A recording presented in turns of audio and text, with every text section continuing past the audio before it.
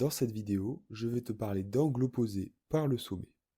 On va voir leur définition, comment justifier que deux angles sont opposés par le sommet et une propriété de ces angles.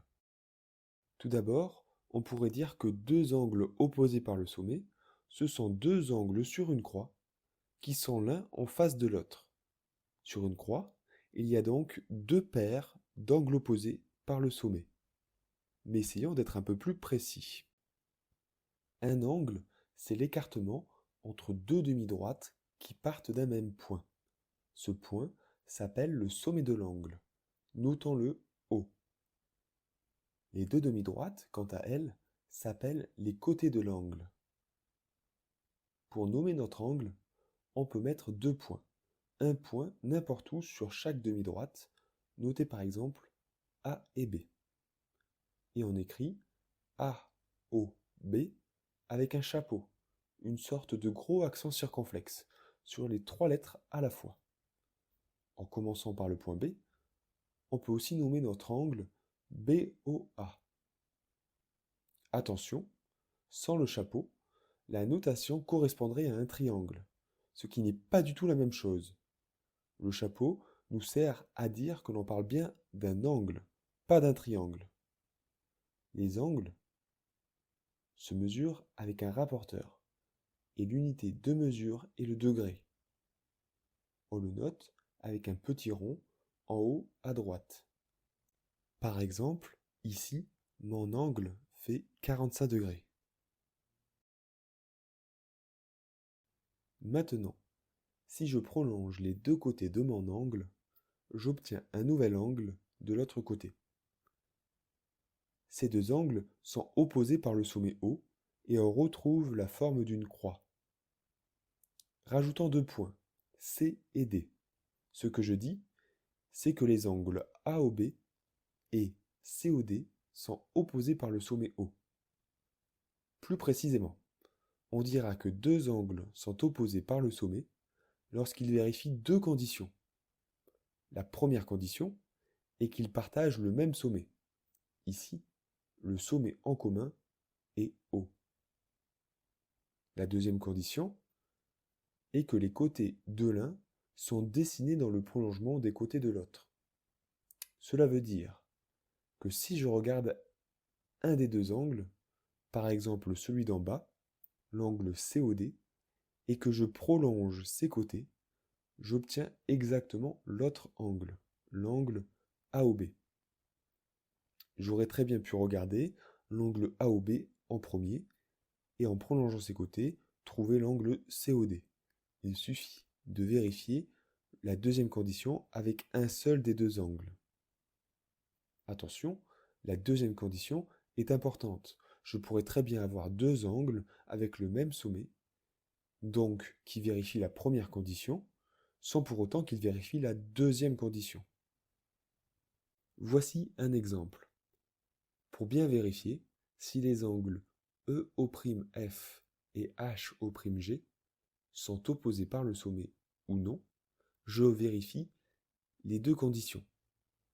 D'abord, ils ont bien le même sommet, CO'.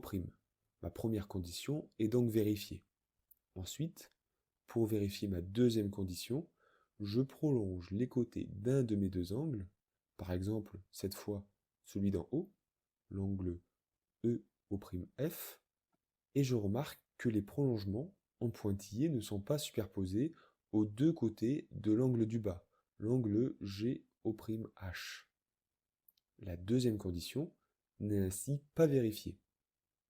Donc, mes deux angles ne sont pas opposés par le sommet O'.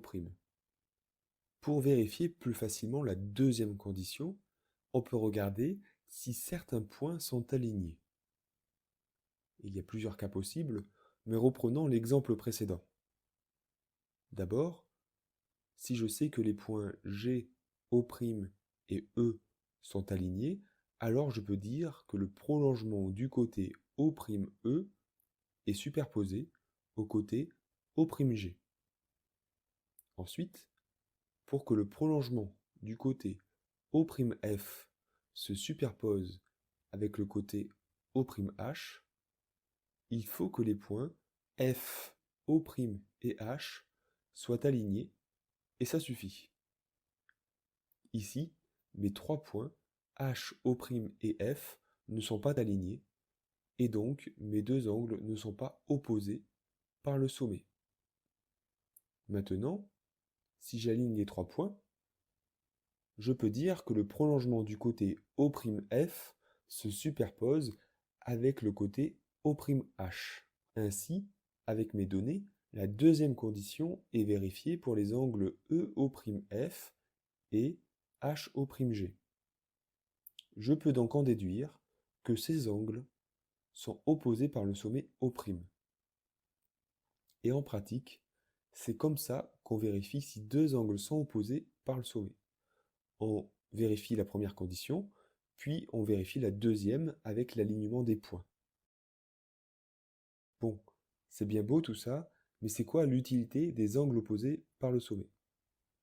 Eh bien, figure-toi que deux angles opposés par le sommet ont la même mesure d'angle. Les angles mesurent la même chose. Et je peux alors leur mettre le même codage, celui-là ou celui-ci par exemple. Cette propriété vient du fait que si je fais faire un demi-tour à un de mes angles par rapport à leur sommet commun, ils se superposent. On dit que les angles sont symétriques par rapport au point O. Bref, les angles opposés sont surtout utiles pour trouver des mesures d'angle sur des figures. Par exemple, sur cette figure avec les données que j'ai rajoutées. Ces données nous permettent de dire que les angles AOB et EOD sont opposés par le sommet O. Or, je viens de dire que les angles opposés par le sommet ont la même mesure. Donc, l'angle AOB fait la même mesure que l'angle EOD, c'est-à-dire 59 degrés.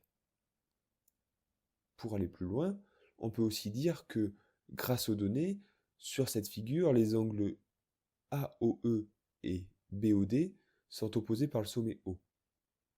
D'ailleurs, est-ce que tu saurais trouver la mesure de ces angles? Et enfin, pour finir, il n'y a pas assez d'informations pour dire si les angles BCF et DCG sont opposés par le sommet C ou non.